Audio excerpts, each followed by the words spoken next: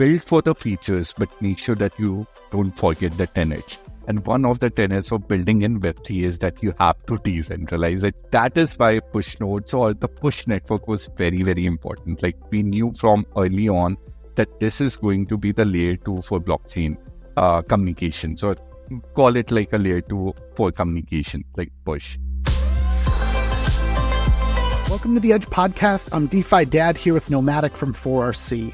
Today's episode covers a Web3 native protocol working towards hyperscalable, interoperable communications called Push Protocol. In this episode, we'll discuss how push nodes can further enable censorship-resistant communications, how they are integrating with new decentralized social networks such as Farcaster, and what they believe could be the next breakthrough use case for Web3 communications. But before we do, just a quick word from our sponsors who make the Edge Podcast possible. Introducing Flat Money, the first decentralized, delta-neutral flat coin built on Base with sustainable yield that's completely untethered from legacy finance. Because DeFi needs an uncensorable based unit of currency.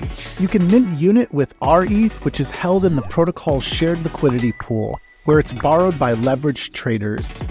As a leveraged trader, you can deposit your margin collateral and go long on RETH. If you're trading in the perpetual futures market, you'll pay unit holders to open leverage positions. If you're holding unit, you'll earn yield from liquidations, borrow rate, and trading fees. Preserve your purchasing power and offset your exposure to crypto market volatility. Learn more at flat.money. Restaking summer is dawning, and SWELL is expanding. Harnessing the power of RSWETH, SWELL is building the Layer 2 for liquid restaking. That means native restaking yield on a chain built with Polygon's ZK EVM technology in collaboration with AltLayer, Chainlink, and EigenDA. Look out for SWELL's Layer 2 in SWELL City. Introducing the MANTLE liquid staking protocol, MANTLE LSP, a permissionless, non-custodial ETH liquid staking protocol deployed on Ethereum L1 and governed by MANTLE. With MANTLE LSP, users can stake ETH to instantly receive METH, earn yield and accumulate rewards the longer you stake. METH is the value accumulating receipt token that will give you access to expanded yield opportunities. Stake and watch your yield grow with MANTLE LSP. For most of us, our crypto journey started with MetaMask, and now with MetaMask Portfolio, we can do so much more. MetaMask Portfolio puts you in control. Use the dashboard to see all your assets and balances across your wallets in one place. The buy feature allows us to buy crypto assets effortlessly with fiat options such as PayPal or credit card. The swap feature allows us to swap any tokens anytime by finding a selection of available rates. The bridge feature allows us to bridge between networks including Ethereum, L1s, and L2s based on the best price and fastest delivery time. And with the stake feature, anyone in a few clicks can stake ETH and earn rewards. Do more in Web3 your way with a safe, simple, and convenient tool that's all in one place. Track and manage your Web3 everything at metamask.io/portfolio. Introducing KELP DAO, the first liquid restaking platform for LSTs. With KELP, anyone can deposit STETH by Lido, ETHX by Stater, or SFRX ETH by Frax, and mint a liquid restaking token called RSETH. With RSETH, you can participate in your favorite DeFi platforms and get 100% of all Eigenlayer points, plus KELP miles. A fresh wave of restaking is here, restaking that's liquid, rewarding, and convenient. Learn more today at kelpdao.xyz/restake. It all started so simply with CryptoKitties and Maker on Ethereum, but quickly became complex with more applications and many chains. Today, everyone agrees UX issues are the biggest blocker standing in the way of crypto adoption. Introducing Avocado. Multi-chain UX redesigned from the ground up. The first wallet to abstract networks, accounts, and gas. One gas tank to pay transaction fees on all chains in USDC. And native access to INSTADAPP's powerful, custom DeFi strategies. Avocado, one wallet to rule all chains. All right, let's introduce Harsh Rajat, the co-founder of Push Protocol. Harsh, welcome to the Edge podcast. How are you doing? Hey, DeFi Dad. Hey, Adam. Really exciting to be here. You've been at this for years now, working at the forefront of Web3 communications, and it feels like the industry is just beginning to catch up with the technology that you've all been developing. So I'm excited to just get your take on, like, how can Web3 comms fit into that stack of DeFi, Web3 applications? We've seen the rise of decentralized social networks recently. We've noticed that Farcaster has really taken off. So very excited to kind of hear how Push is looking to integrate into everything from Farcaster to Lens to unstoppable domains. But why don't we kick off with a little more about just Push? Can you give us the elevator pitch on Push, just for folks who are unfamiliar with it? Of course. So first of all, really excited to be here, DeFi Dad and Adam. I think, it's been long since we had a little bit of banter as well. But we can probably leave that aside for after the interview. Let's start with Push. Like, what is Push? So Push is essentially a decentralized communication middleware, which in essence allows any protocols to interact with the wallet address at a communication level. So if you're thinking protocol-based notifications, if you're thinking chat, if you're thinking even audio and video call or spaces, Push essentially enables that. And why is that needed? So you have to think about like how a wallet and a protocol works. Like, what happens when you, let's say, take a loan from Maverick? You are not taking a loan. Your wallet address is taking a loan from a protocol. What happens when you do governance? You are not doing governance. Your wallet is doing. L2 to L1 challenge, again, your wallet is doing. So all of these things, they only rely on protocol interacting with the wallet, which means that the wallet is your Web3 username.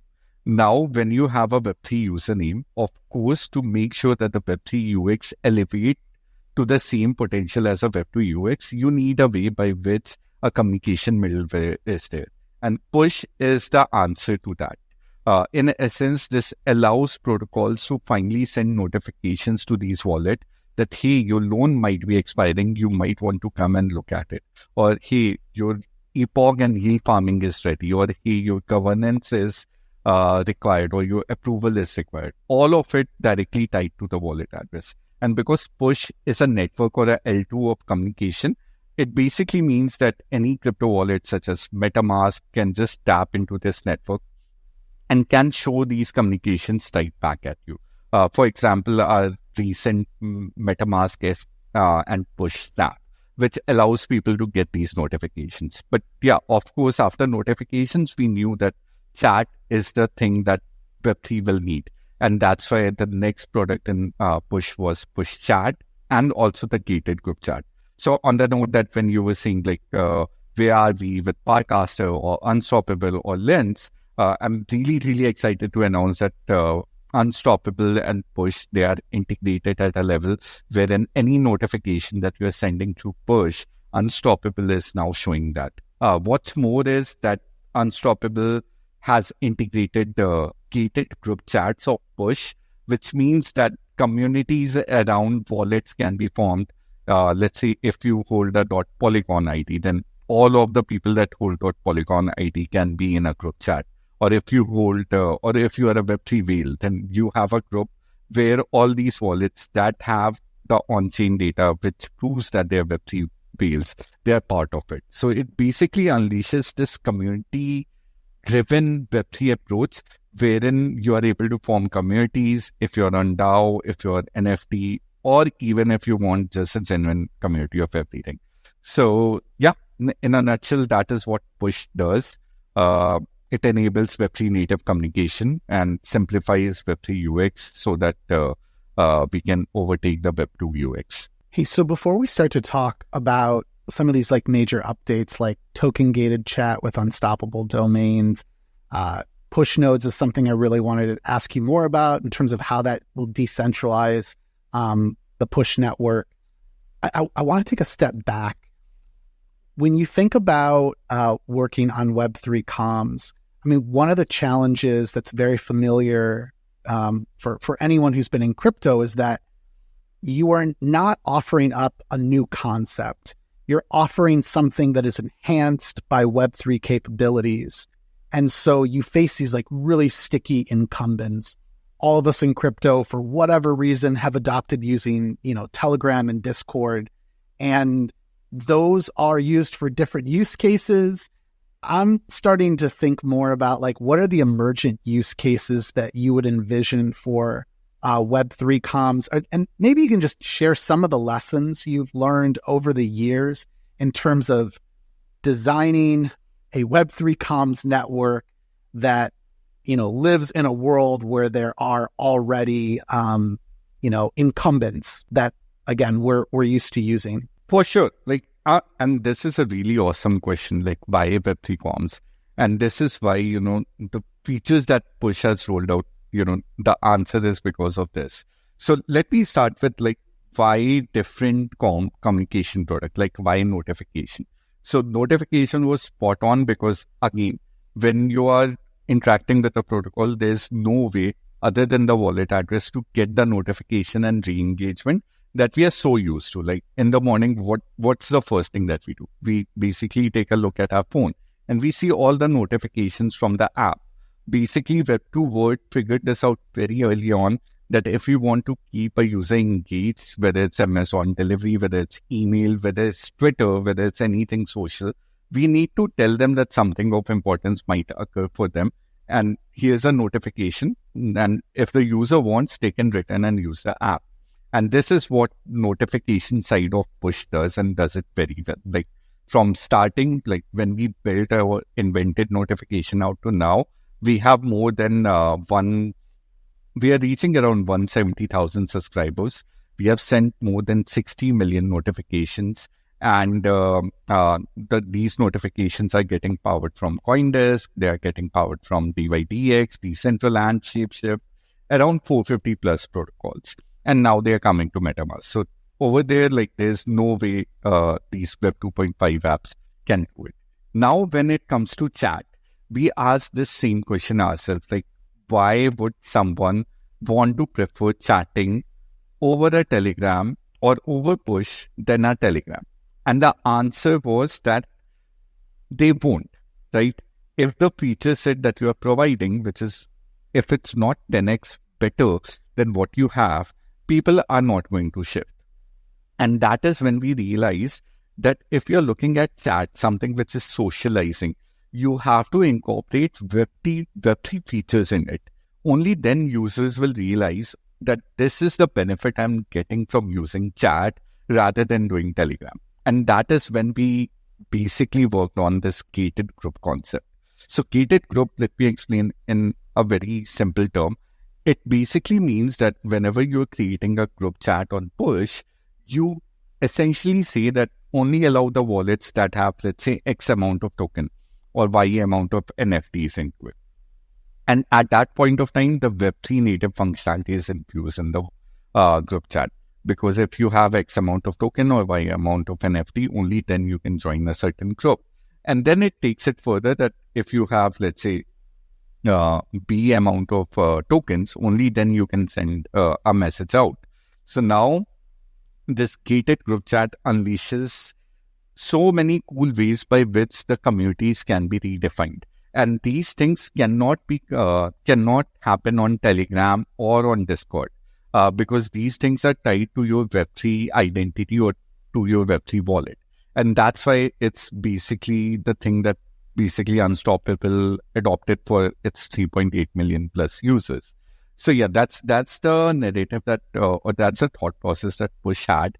Like when you are doing chat, let's not do chat which is just getting done because it's decentralized. We thought decentralized is more like a tenet that Web3 application should have, but they're not a feature that will basically tell the users to come and get involved. For example, like I believe so heavily that 1 million dev is not equal to 1 billion users. That's what Web3 wants, right? And we have to realize why. See, when we were building for devs, It was about building cool tech. Like devs will go and find documentation and they will try to solve everything by themselves. But when we are talking about getting 1 billion users to Web3, we have to realize that users are actually not in it for the tech. They are in it for the features. Like, when was the last time you went to YouTube and you thought, let me take 6 hours to figure things out so that I can watch video? Like, that never happens, right? And that is what we have to remember, that 1 million devs does not equal 1 billion users. And once you realize that you have to build features on top of your product and maintain the tenets, which is making sure that it's decentralized, the content cannot be changed and all that. And that's the concept by which we approach push chat. We started approaching with the way that, okay, what are the features that the community would want? And then we realized that DAOs, there is no way for a DAO to basically have a community which is getting guided by a smart contract, or not even a smart contract, by basic logical points of their crypto wallets. Like, yes, there is a way on Discord by which you can go and verify your wallet, and if it's verified, then you are part of the group. But it just stops over there, and still it's a Web 2.5 way, because you are going to Discord, which becomes messier with all the channels, with all the noise. And that was when we said that, okay, group chat is what these people need. Like, imagine you are a DAO and now you have gamified these DAO rules, that in your DAO, if you are, let's say, if you have 10 tokens, you are part of this group.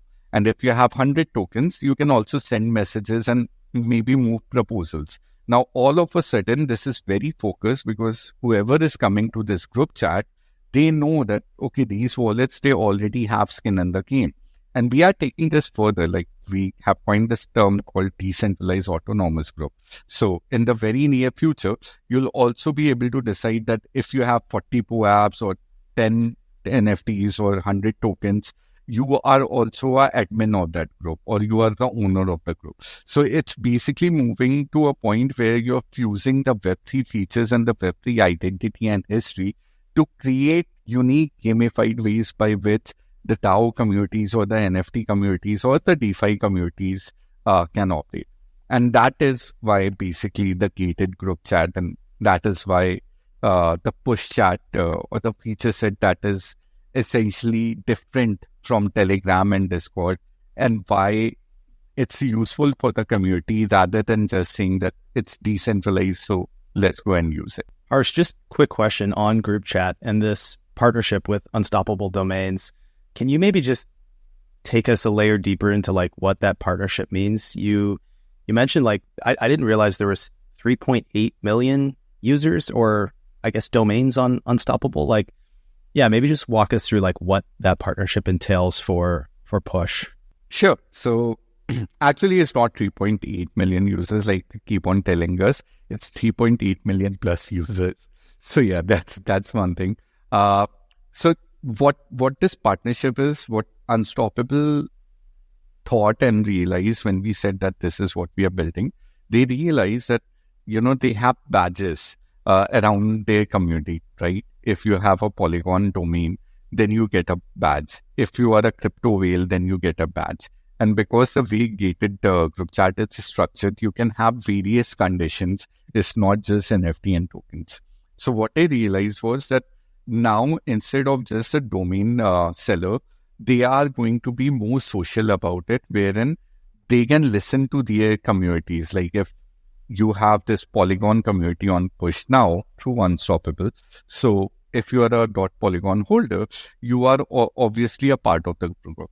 And what it does is it now builds loyalty and trust in that community. Like, they can ask for features. For example, like when we launched group chat, the next day, the community of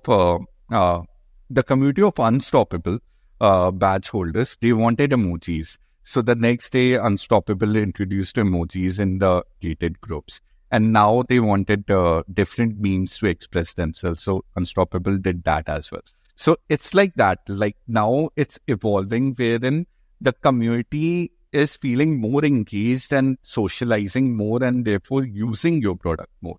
And that is what push and unstoppable or push brought to unstoppable. And of course, unstoppable then took it forward to their user base, which is around 3.8 million plus users. I know that there's many of us, again, who rely on all these different forms of communication, whether it's texting people that you work with or using Telegram with folks that you work with all across the globe, or WhatsApp or Signal or whatever.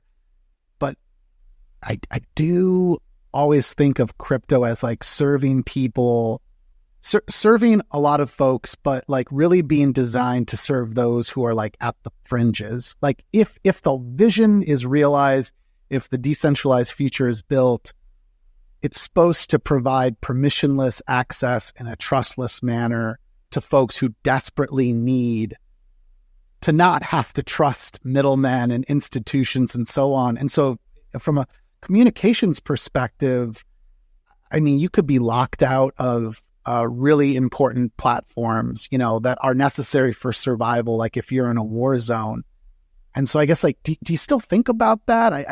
I want to say you must be thinking about this only because I wanted to like learn more about the push nodes and like how that will decentralize the network. Yeah. So anyways, what can you share about the decentralization aspect of push network and these push nodes? Sure. So, I mean, it's a very interesting thing. Like there are two parts to this question. One is communication being very critical. And it's not just about the war zone. Like, again, we just have, because communication has been built so much into our life, we don't realize like why Web2 became so successful. So for example, like the entire burst of Web2 and the mobile, it came out after iPhone got launched. That is what people kind of relate to.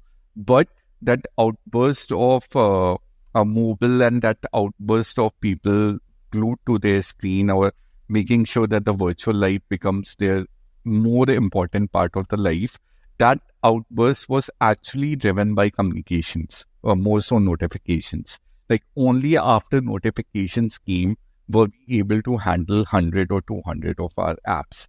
And then, of course, once notification came, then WhatsApp took it to the next level by introducing chat so that not only you had re-engagement, you can also chat and text your friends.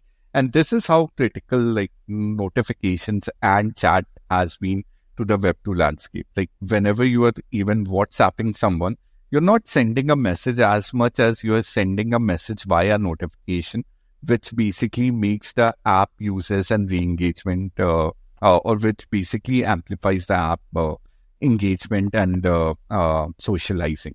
So that's one thing. Like that is how critical communication is in Web2, and I'm sure that Web3, unless we get this communication really inbuilt into every dApp, into every crypto wallet, unless that is done, I don't think we can get to that billion user point. So that's one thing. And the other thing which is very exciting is like when we started, as I said, like build for the features, but make sure that you don't forget the tenets. And one of the tenets of building in Web3 is that you have to decentralize. It cannot be that you're building in Web3 and then you say, okay, it works in Web3, but not really.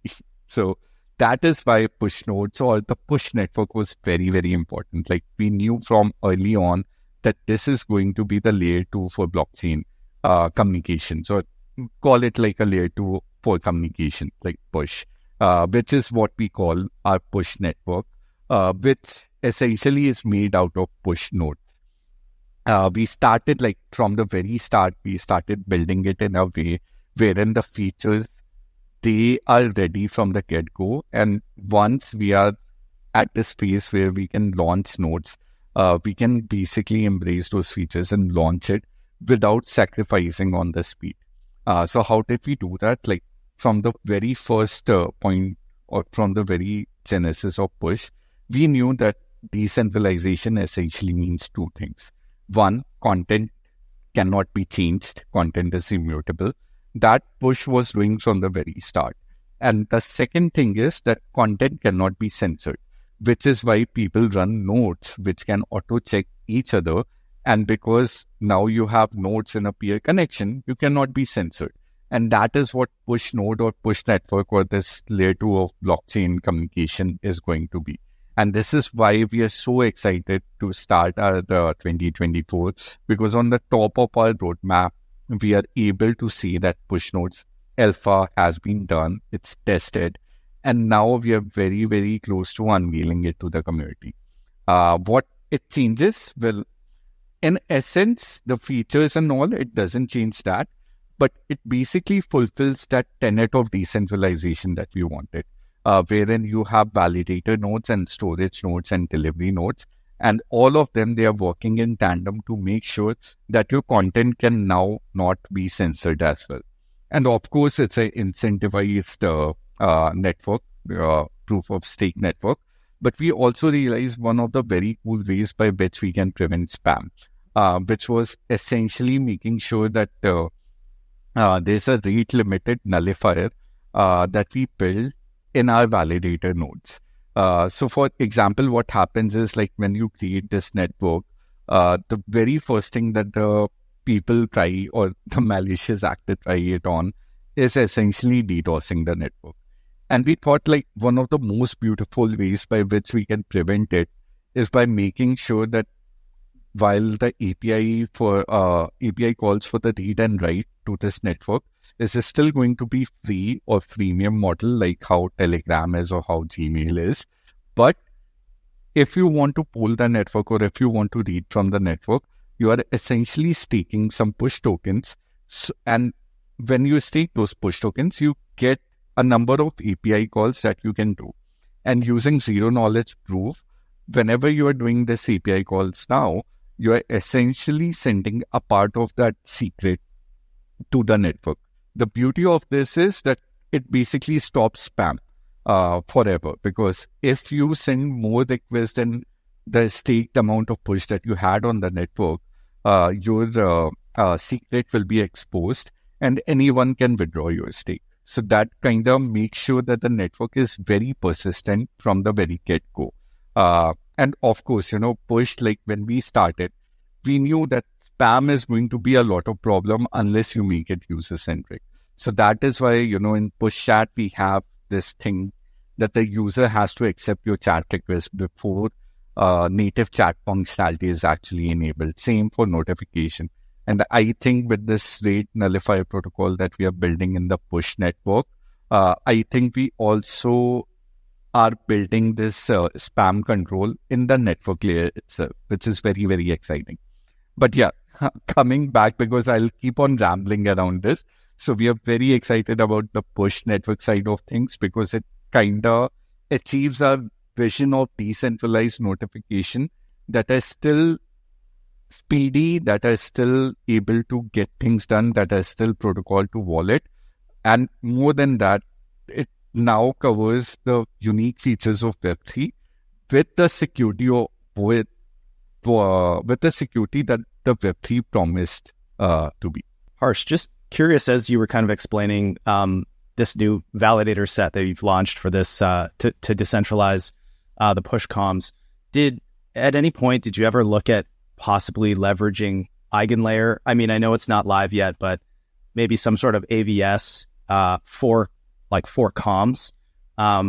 Did that ever cross your mind, or did you guys look at that very closely? Or maybe you were already fairly far down the road with kind of building out your own network, but just obviously with all the buzz around Eigenlayer, I'm just curious if that was ever a consideration. For the Eigenlayer, so we have to understand, we have been building it from 2020.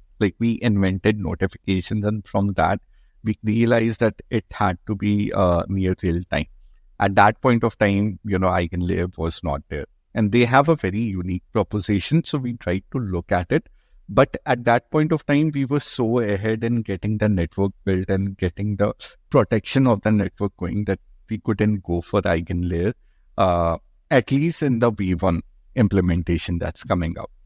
Maverick Protocol provides innovative liquidity solutions for token projects to customize, automate, and incentivize their liquidity with the highest efficiency in DeFi. all powered by Maverick AMM. Why has Maverick become the first choice for all kinds of token projects from stablecoins to LRTs? As the first dynamic distribution AMM, Maverick AMM provides automated liquidity movement modes which move your liquidity to follow price, keeping it where it does the most good. This enables Maverick-powered pools to process higher volume with lower TVL requirements and means that Maverick supports the highest capital efficiency for LRTs like WEETH. Maverick AMM also supports non-uniform liquidity distributions, making it easy to concentrate liquidity in shapes that fit each project's individual needs. Finally, Maverick boosted positions maximize incentive efficiency for protocols looking to bootstrap their token liquidity to precise strategic areas of a liquidity pool. Token communities like Lido, Aave, Swell, EtherFi, and KELP DAO have been bootstrapping TVL and maintaining PEG using Maverick tools. Ready to build liquidity with maximal efficiency? Go to app.mav.xyz/The Edge Podcast today. So Harsh, speaking of decentralization, we've seen just Farcaster taking off recently, and we know Lens is still building. Just curious how Push is fitting into that landscape of decentralized social, or if it does. Maybe you can expand on that a little bit. So Adam, really amazing question. I almost forgot that we also have Push NFT chat, so I can probably talk to you around that.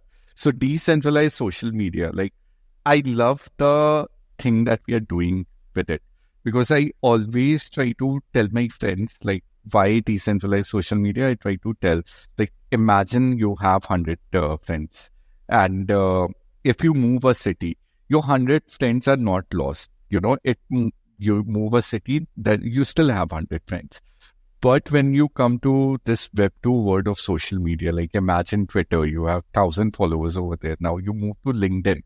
Now you have to start afresh. And that never made sense to me. So I love the fact that decentralized social media kind of nails it, that you move, or whatever value that you have accrued in the network, that moves with you. And that's the beauty of decentralized social media. And I love that. But with social media, one of the things that is very important is, of course, communication, right? Twitter sends you a notification when someone likes your post, or you DM someone. And that is the importance of basically the communication layer, or Push, being on Farcaster or being on Lens. Furthermore, what we also realized was, because all of these things, they are tied to an NFT, right? So your communication should also be tied to an NFT. And that is something of a first that Push did. We introduced Push NFT chat, which means that the chat is not tied to your wallet in this instance. They're tied to the NFT. And therefore, when you transfer your NFT, it might be today, it might be tomorrow, it might be in 5 years down the line. But it will happen. So wallet communication doesn't work over here. You have to tie everything to your NFT. And Push NFT chat does exactly that. It enables you to transfer your NFT out and move your history, connections, and communication with it, whether it's for Farcaster, whether it's for Lens. And it also gives you an option to start afresh in case you're selling it out. So that's the importance of decentralized social. And it cannot exist without Push and Push NFT chat being a part of it. I remember early on when I first met you and we were talking about the vision for Push, I remember thinking that if you're successful in building this multi-chain Web3 communications protocol, then I feel like your ability to communicate should be a modular piece of the stack. And I think one thing that's been disappointing for me as I've looked at some of these early decentralized social networks is almost inheriting the mistakes of the bigger social networks, the Web2 social networks, by just incorporating chat and saying, we're going to own this, and it's going to be siloed, and it's a part of our platform. I really feel like communications has such strong parallels to all the things that work and don't work in crypto. And I just continue to struggle in my head with how do you help people to see the light on that? Because it's taken time for us to all get folks to say, hey, yeah, you're right, I do need digitally native finance, even though I've got, let's say, a reliable bank. And then you got someone on the other end who like desperately needs it because they don't have the reliable bank. And so with communications, I'm thinking along the same format. If you've ever been locked out of a platform, you know how detrimental that would be. If I were to be locked out of Twitter, like I cannot tell you what a horrific impact that would have on my, not just like the joy in my life, but like so much of work depends on me being able to access that. Whereas if I had a censorship-resistant, decentralized form of communication that I knew that I could plug into any decentralized social network, well, I would start to build up a habit of using that. I mean, I was locked out of Twitter once and you helped me DeFi that to get it back. But yeah, coming back, like, see, the importance of decentralized social media is because, you have 100 friends and you can take them along. And that's the importance of decentralized communication and chat is as well. Like, you make connections, you're making connections in real life. It's not like you move from one platform to the other and, you don't have those connections. They are still your friends. And that is where push chat or push NFT chat really fits in, because it's tying those communications to your NFT. It is tying it to your identity. So when you move, you are not thinking that, okay, what if a platform dies the other day? Will I be able to reach these people out? Yes, you will, if you are embracing the NFT chat out. And it still works a lot because, when we started, it was like we needed to get that traction, we needed to get that adoption.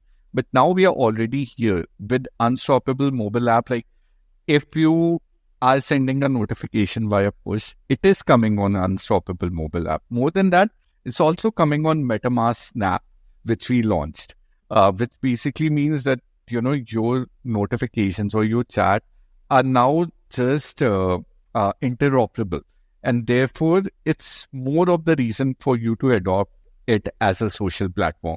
More so because you will not have to build this out. You also have so many number of users because of the interoperability that you can gain from it.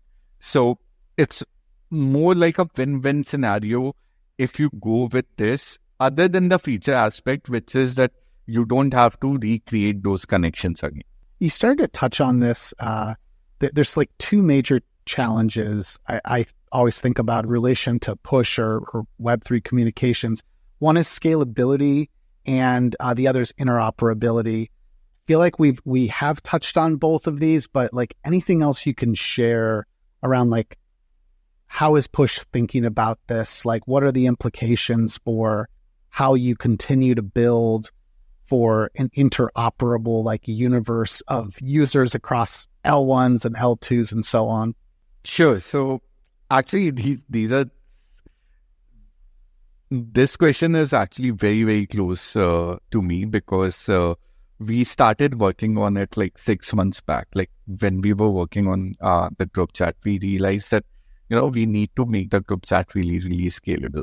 And at that point of time, we realized that our ambition was not to be the best at Web3. We wanted to be the best in Web2 and Web3. And that is when we realized that, if you look at some of the really popular messaging apps like WhatsApp or like Signal, you'll be surprised that the group chat that they offer, that's limited to 1,000 people or less. Then we realized if you're talking about community group chat, it needs to be at least 50,000 or 100,000 users. And just very, very recently, like 2 months back, we were able to crack it. So with push group chat, this hyper scalable chat that we call, you can actually have more than 25,000 users in a group. And we are breaching 100,000 users with our V2 adoption, wherein a group chat can have 100,000 users or more. That is a really, really cool way to say that not only do we follow Web3 tenets, not only the Web3 features are enabled, even in Web2 features, if you're going to compare push with other messaging apps, push is going to really be far ahead in the competition. So that is something that we are really, really proud of. And then the other thing, DeFi that basically ties to our very first interaction, which was when Push was EPNS and we were building it together, and we just called you for a user synthesis, and you were very gracious to come. So at that point, we were discussing this future, right?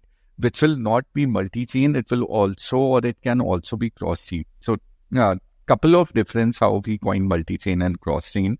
So Push is already multi-chain because it supports all the EVMs right now. But our vision was that a user of Web3 should actually be defined as a user of Web3 and not a user of a blockchain. For example, I do love Ethereum. I am on Ethereum. Then I love Polygon. Then I also try to see what is Aptos or what is Solana or what is Bitcoin. So if I'm a user of Web3, I cannot distinguish that, okay, this wallet is what I only use for Web3. And that was the vision for Push as well. And that's what we call as multi-chain. So our vision was that a user of Ethereum can also chat with a user of Aptos or with a user of Solana or even a user of Bitcoin. And then even a protocol of Ethereum can send a notification to a user of Solana or vice versa. And that is the vision of Push, which is the communication middleware for Web3. And I'm very excited to see that we did cross-chain a year back. We are now live at Polygon, BNB, Arbitrum, so many other chains.